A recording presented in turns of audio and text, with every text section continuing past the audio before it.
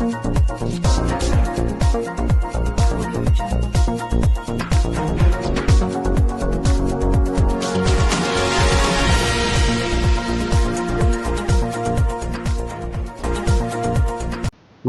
के पावन अवसर पर जब सत्संडी यज्ञ जहां हो रहा है वहां पर हम पहुंचे हुए हैं।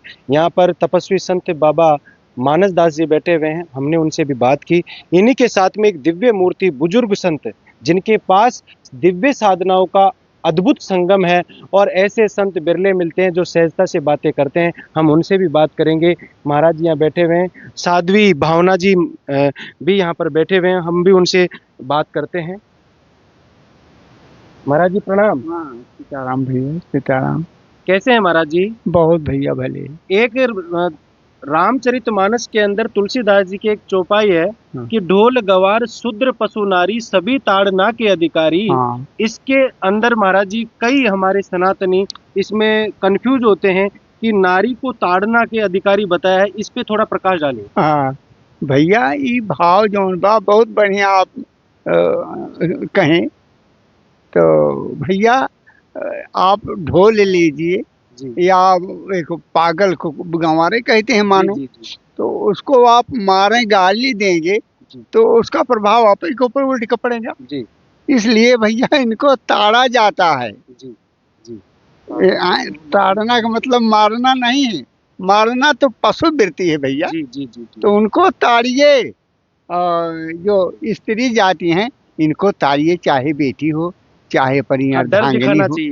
डर नहीं, ताड़ना चाहिए कि हाँ देखने से। हाँ, इनको कोई किसी प्रकार से इन पर कोई बात ना आवे और हमारे द्वारा इनको दुख न दिया जाए। बहुत दिया है।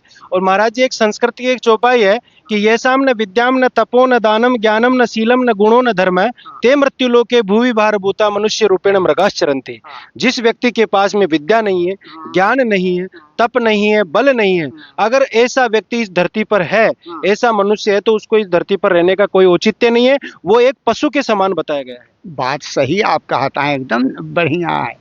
लेकिन भैया पशु के समान तो है, लेकिन पशुओं के तो जिम्मेदार के है।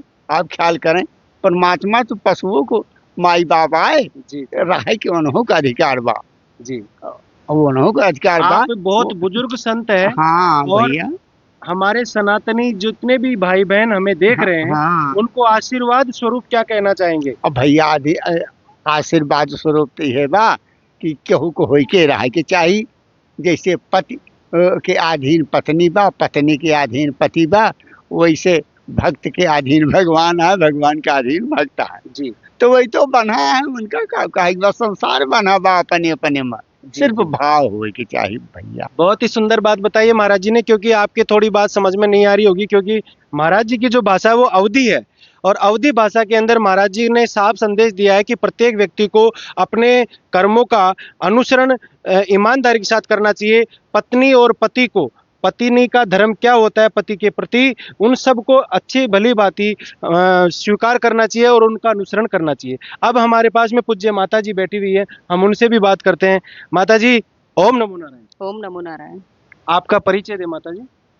मैं साध्वी भावना तंत्र योगिनी, उपपीठाधीश्वर, पातालपुरी मां कंकाल काली आश्रम, श्रृंगवेरपुर धाम, प्रयागराज। तो माँ, आपके द्वारा जो काले कपड़े पहने गए हैं, साध्वी आपको बने हुए, सर्वप्रथम तो ये बताएं कि आपको साध्वी बने हुए संन्यास सांसारिक जीवन को छोड़ करके संन्यास जीवन में आए कितने साल हुए? ना तो मैंने संसार छोड़ा है, ना ही मैं संन्यास लिया है मैंने। ठीक है, मैं अब भी गृहस्थ हूँ और गृहस्थ में रहते हुए मैं सात्विक साधना करती हूँ महाराज जी के सानिध्य में। अच्छा। हाँ। तो माँ हमें ये बताएं कि आप साध्वी बने हैं, जैसे साध्वी के रूप में रहते हैं, तो पीले वस्त्र भी पहन सकते हैं, आपने काले ही क्यों पहने?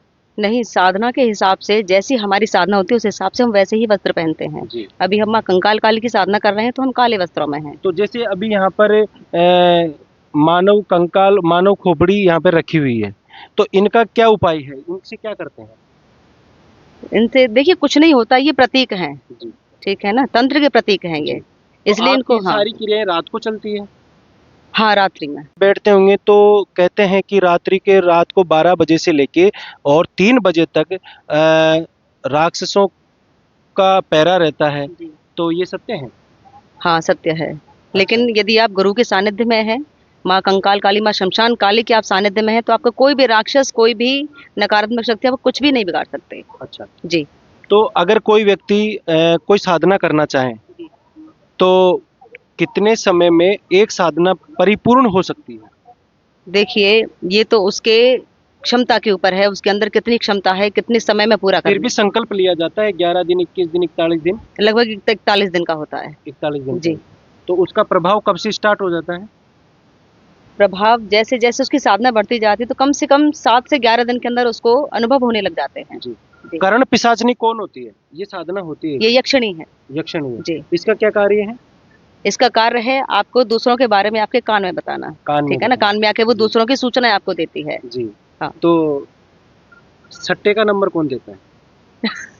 हम नहीं देते, बाकी कोई भी देते ना होंगे। हम, क्योंकि कई जुड़ने वाले यहाँ पर ज्यादातर लोग जो आए हैं वो साधु के पास ज्यादा इसलिए जाते हैं कि ये हमें सट्टे के नंबर दे देंगे। तो ये देखिए उन लोगों का व्यवसाय है, जी, बिजनेस कुछ लोगों ने बना रखा है। हाँ, ऐसा नहीं होना चाहिए। ये नहीं होना ये आप चाहिए। संदेश दीजिए आपके मुंह से कि ऐसा नहीं होता है। क्या ऐसे जो भटक रहे हैं अपना रास्ता, उनको क्या कहना चाहेंगे? मैं तो उनको यही कहना चाहूंगी, देखिए ये सट्टे वट्टे के चक्कर में न पड़ के आप सीधे साधे अपने मार्ग पर चलिए, ईमानदारी से अपना जो आपका व्यवसाय है, नौकरी है, वो करिए। जी। क्योंकि कितनी भी हाय माय आप कर लो, कितना ये भी मिल जाए वो भी मिल जाए, गलत मार्ग पर चलकर आप कितनी भी संपत्ति जोड़ लेना, कभी भी वो आपको फलदायी नहीं होगी। जी। जी। सट्टे का पैसा है, आता है बहुत लोगों के पास, देखा है मैंने, ऐसा नहीं है, लेकिन वो जैसे आता है ना चोरी की तरह, वैसे ही वो चोरी की तरह मोरी में चला जाता है। बहुत ही अच्छा।